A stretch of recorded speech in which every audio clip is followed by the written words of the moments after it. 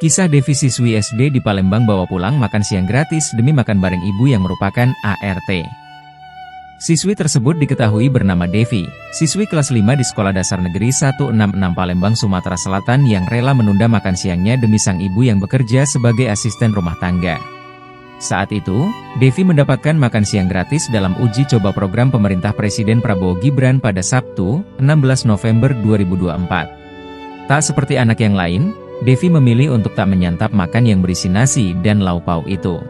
Dalam video, Devi terlihat duduk di meja sedangkan teman-temannya sudah mulai menikmati makanan yang diberikan oleh jajaran Polda Sumatera Selatan.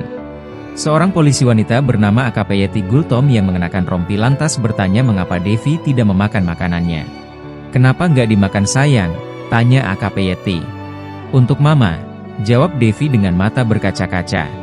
Meskipun dibujuk untuk menyantap makanan, Devi tetap ingin membawa makanan tersebut pulang. "Nanti Devi lapar?"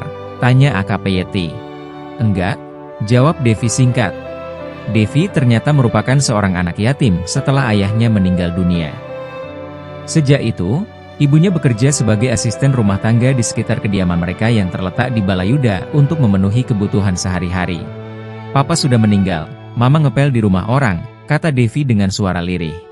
AKP Yeti yang menanyai Devi tampak tidak kuasa menahan air mata melihat kisah sedih yang dialami siswi tersebut. Di akhir video, teman-teman Devi nampak memberi semangat untuknya.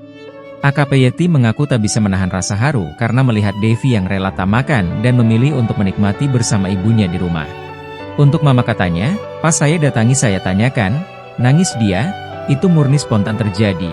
Saya juga awalnya tidak tahu kalau ada siswi yang tidak makan makanannya," ujar AKP Yeti, Minggu, 17 November 2024.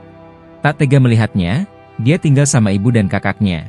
Ibunya kerja ART dari jam 6 pagi sampai 2 siang, ke sekolah dia jalan kaki diantar sama kakaknya. "Mendengar itu saya ikut menangis haru," lanjut AKP Yeti.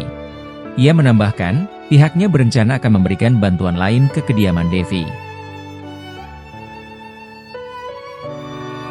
Download Tribun X sekarang, menghadirkan lokal menjadi Indonesia.